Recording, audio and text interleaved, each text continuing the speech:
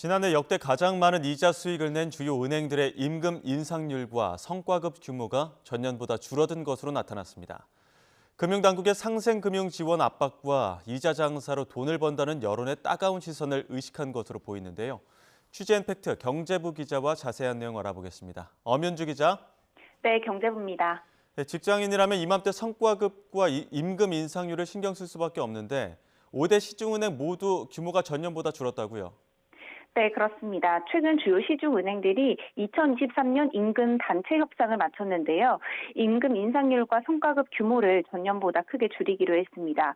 올해 임금 인상률을 일반직 기준 2%로 결정하면서 지난해 3%보다 1%포인트 낮추기로 한 겁니다. 성과급도 전반적으로 축소됐습니다. 지난해만 하더라도 통상임금이나 기본급의 평균 300%를 훌쩍 넘었는데 올해는 200%대 수준에 그쳤습니다. 비슷한 맥락에서 희망퇴직금 규모도 줄었습니다. 지난해에는 희망퇴직을 원하는 직원에게 월 평균 임금의 24개월에서 36개월치를 줬는데 올해는 24개월에서 31개월치 수준으로 평균 4, 5개월 단축됐습니다. 이로 인해 지난해보다 퇴직금도 3천만 원 안팎으로 줄어들 전망인데요.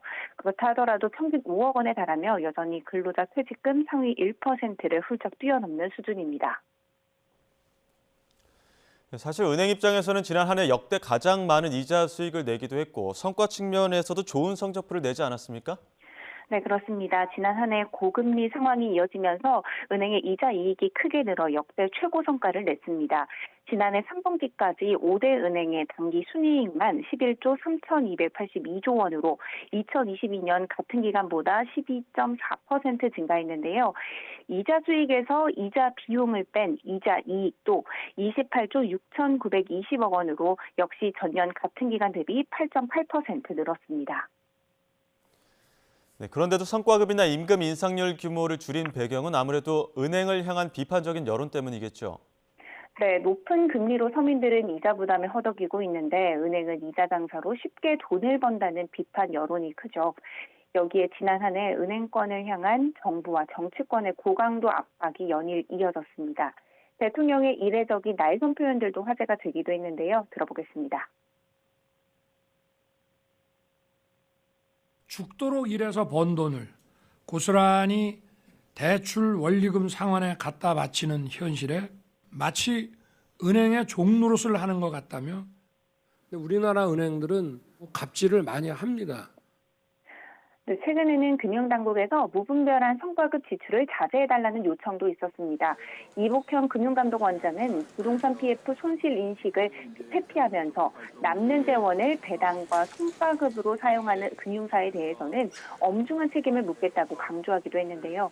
결국 따가운 여론과 금융당국의 압박에 은행의 눈치 보기도 일부 작용했다는 분석이 나옵니다. 사실 이 같은 결정에 당연히 은행권 종사자들의 불만은 커질 수밖에 없겠죠. 내부에서는 일할 동기부여가 떨어진다, 상대적 박탈감을 느낀다는 등 불만의 목소리가 큰 상황입니다. 들어보겠습니다.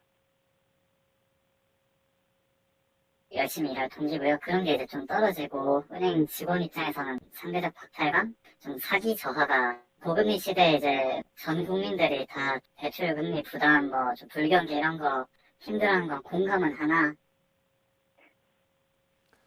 은행 입장에서는 이런 내부 불만도 무시할 수는 없을 것 같은데 대안이 있습니까?